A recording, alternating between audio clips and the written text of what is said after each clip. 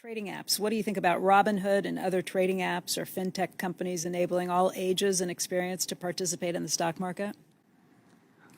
It's become a very significant part of the casino aspect of the casino group that has joined into the stock market in the last year and a half. American corporations have turned out to be a wonderful place for people to put their money and save, but they also make terrific gambling chips. And if you cater to those gambling chips when people have money in their pocket for the first time, and you tell them they can make 30 or 40 or 50 trades a day, and you're not charging them any commission, but you're selling their order flow or whatever, I hope we don't have more of it. I'll put it that way. That is really waving the red flag at the bull. I think it's just god awful.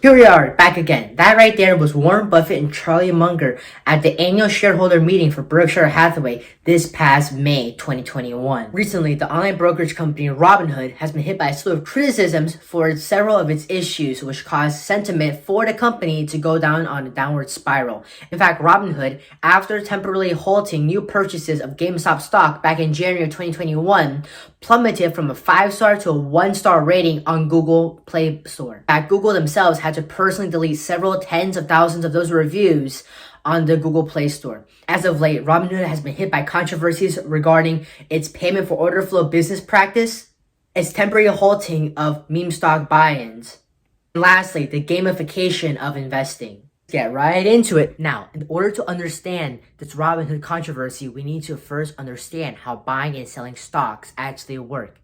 See, when you send a buy or sell order to a brokerage like Robinhood, the person on the other side of the transaction is typically a market maker. Now, what is a market maker? A market maker is a company that readily buys and sells large blocks of securities like stocks, and they make money off the bid and ask spread. Now, what's the bid and ask spread? See, in the stock market, securities like stocks have a bid and ask price. Now, what is that? The bid price represents the highest price that buyers are willing to pay in order to buy that security, like a stock, while an ask price represents the lowest that the seller would go when selling that stock or security. Now, the ask price is almost always a little bit higher than the bid price. When you're buying from a market maker, you're paying the ask price, not the bid price. And when you're selling to a market maker, you receive the bid price, not the ask price. And since the ask price is always a little bit higher than the bid price, this small margin, small difference becomes the market maker's profit. Because the bid and ask price can be pretty small, around a couple cents per share, these market makers need volume. They need to be trading large blocks of stock in order to make any reasonable profits. Therefore, many of them resorted to distributing a portion of their profits to the brokerages in exchange for those brokerages redirecting their customer orders to them. That business practice is known as payment for order flow. Now, your brokerage can actually determine where to send your order to get executed. Do you see the conflicts of interest now? Let's look at the incentives. First of all, your brokerage who is executing your orders is actually getting paid by a market maker whose incentive is to make money off the bid and ask spread. Therefore, even if a market maker does not offer the best prices for a brokerage's clients, if that market maker pays out a lot of its profits to that brokerage, the brokerage is more tempted to redirect the customer's orders to those market makers. How does this all tie back to Robinhood and its recent controversies? Now, brokerages are required by law to get the best price for its own customers. Now, these laws put together are known as the best execution. Now, regarding Robinhood, back in 2020 in December, the SEC fined this company $65 million for failure to disclose its revenue streams from payment for order flow. In addition, back in 2017, Robinhood was fined $1.25 million by FINRA for failure to uphold its best execution duties as a brokerage. As an interesting side note, the company, Citadel Securities, featured in a congressional hearing on the GameStop short squeeze and Robinhood back in March of 2021, was actually a market maker.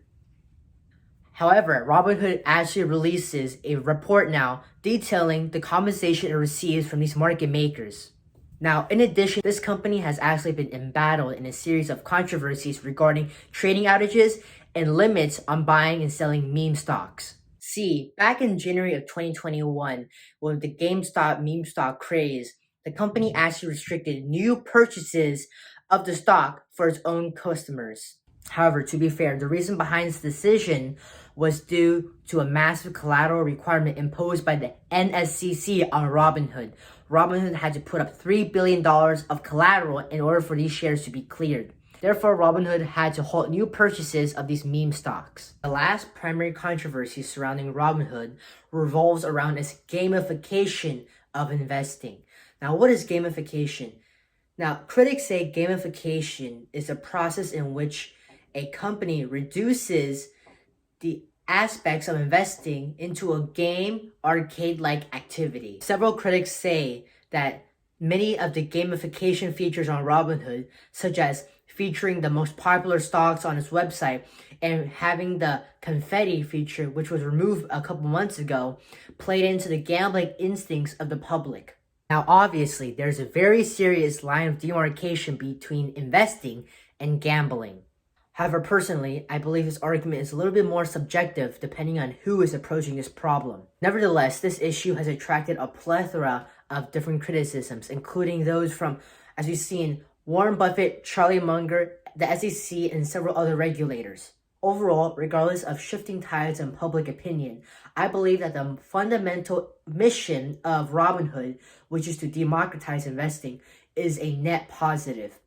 For me, it seems that a majority of people do agree with this point of view. However, the argument stems from the steps that Robinhood has taken to open up investing for all. Hey guys, I really enjoy making these types of videos, so if you have already watched up to this point, thank you. And if you guys like this video, please leave a comment, a like, and subscribe to the channel. Until then, see you guys next time.